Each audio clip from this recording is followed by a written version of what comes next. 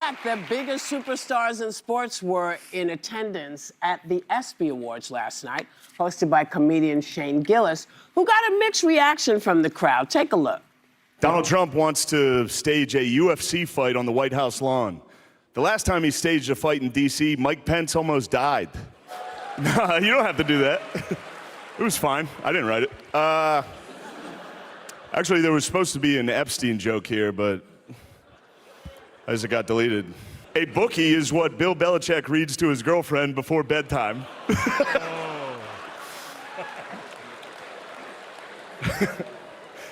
They do. They read The Very Horny Caterpillar, The Little Engine That Could But Needed a Pill First. Look at these hacks. They don't think it's funny. Yeah. Did you see her face? Yeah, Whoopi, I think the other females might have thought it was funny. Engine that Whoopi, could, she's but needed a such pill prude. first. Look at Whoopi. Listen to the crowd. Y'all have no sense of humor. Yeah, y'all just prudes. Yeah, got a new show for y'all. Got a damn good show. But before we get to today's video, got a new giveaway. F250 King Ranch and camper and 10,000 in cash. Go to my website to get in it. Anything you buy on the site, like Mifflin Blue in capsules or liquid form, my tallow balm, my damn good coffee, get you automatically into the win. Hey, man, when you push the supplements, only pick one. Once you start picking more than one, you look like a pill pusher.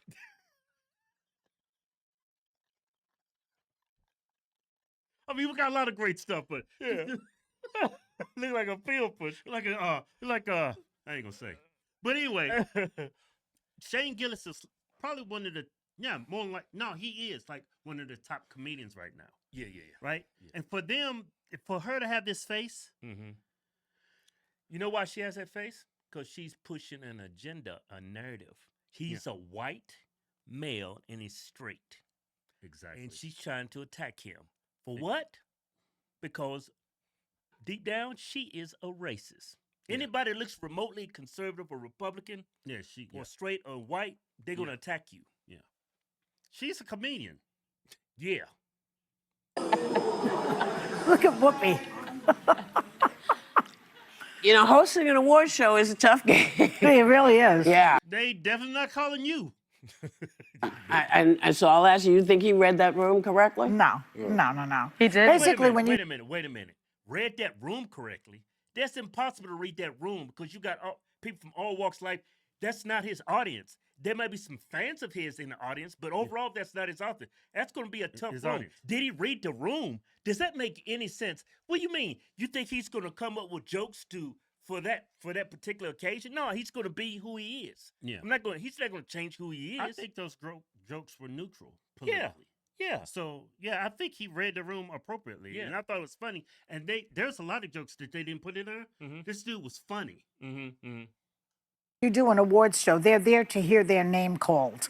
They are not there to laugh, number one. So In the first, I'll amend that. Yeah. The first 5 minutes is for you, whoever the host is. The first 5 minutes of any award show is for you to get to know the audience. And the rest of that time, people want to know, did I win? Yeah. That's what that's what they want to know. And you watch all the shows, they're like this. But this. But you know, stand-up comedy, I don't do it any. I don't know how much you're doing still, but I put my creativity into my plays now because it's one of the hardest things that you do. I did it for 30 years. Yeah. It's so hard. It's like a high wire act, and I always say it's like I'm on the stage naked. Everybody else has clothes. That's how it feels. Yeah. Wow. Yeah, women just have just this warped view of the world. Well, I mean, everybody's looking at you, but do you feel naked? I guess she's talking metaphorically. She's but pretty much saying she feel like she's being graped on stage. Yeah. But I wonder. It's subjective. I sometimes wonder if subjective. it is received different in the room because I didn't see those clips. It looked like the audience didn't love it, but I saw online he seemed like he was getting a ton of praise. So I wonder if he was performing more for the audience at home. And I'll say this: I think Shane Gillis is very funny, but I watch him like I watch horror movies like this because I'm like, what is he going to say? Is it going to make me deeply uncomfortable, or am I going to laugh hysterically? Because he's known for pushing the line. Like he's gotten himself in trouble before. But I think we say it all the time: comedians have to be able to go there to keep comedy authentic, and especially in moments when you need it more. In this political climate, it's so easy to just go over the line. I know. Yeah. I mean, you back in the day, you used to have to go up to the line.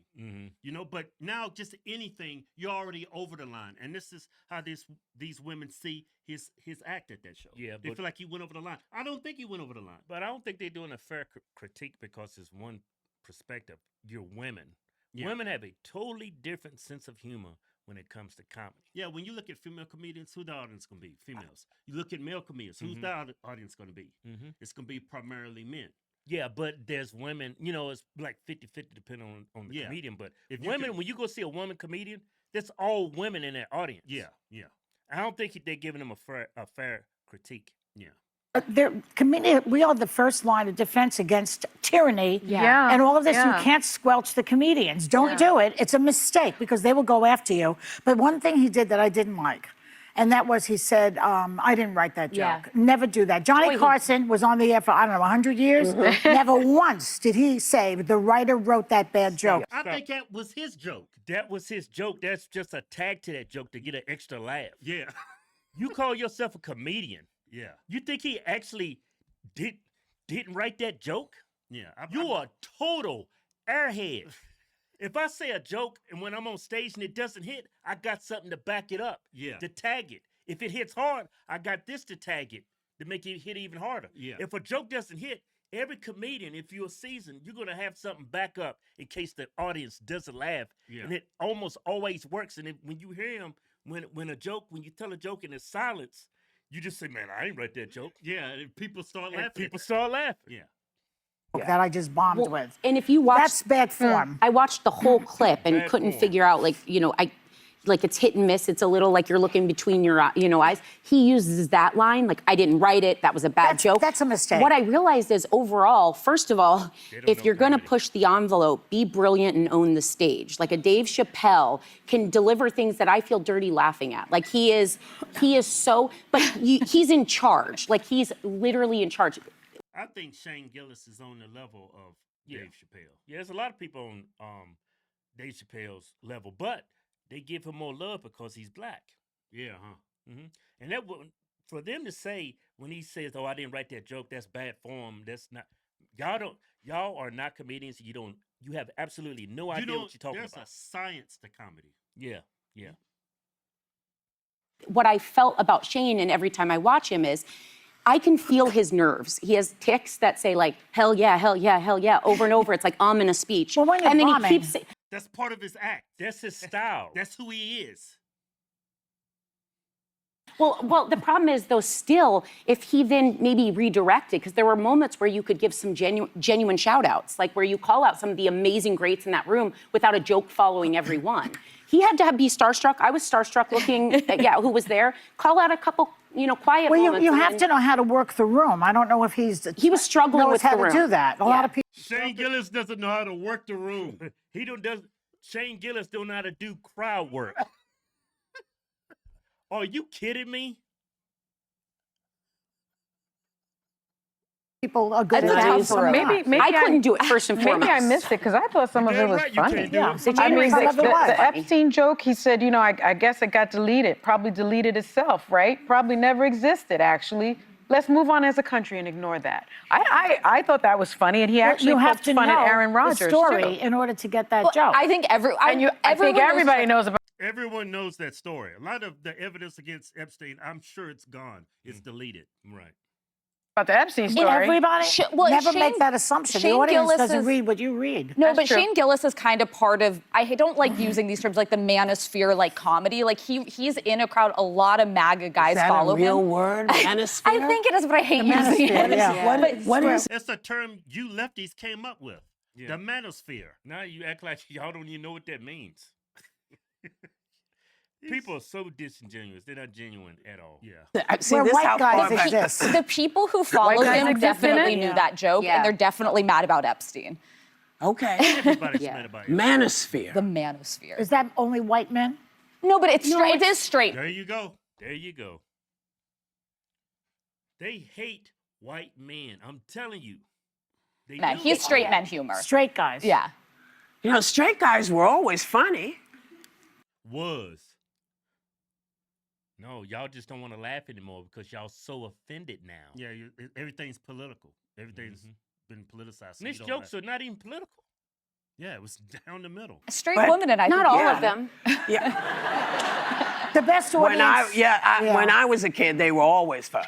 They were always funny. But I guess what? Stop it. And she probably thinks she's funny. You go back to the past, you said they're always funny. I guarantee you can't even show those jokes on TV. I bet half of those shows was removed from Netflix. And Yeah, you can't even say tell it. those same jokes. Yeah, because of women like you. Yeah. People like y'all.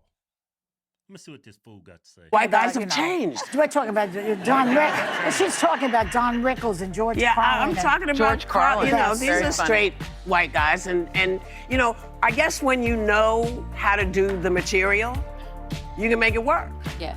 You can make it work without it being offensive and terrible. You cannot. How can you be a Everything's offensive. comedian Yeah, everything's being- offensive today. You can't even look at that old movie Coming to America with Eddie Murphy and Arsenio Hall. They did Coming to America too. Yeah. They couldn't be offensive because of who? People like this. Yeah, y'all, the left is destroying everything. Yeah.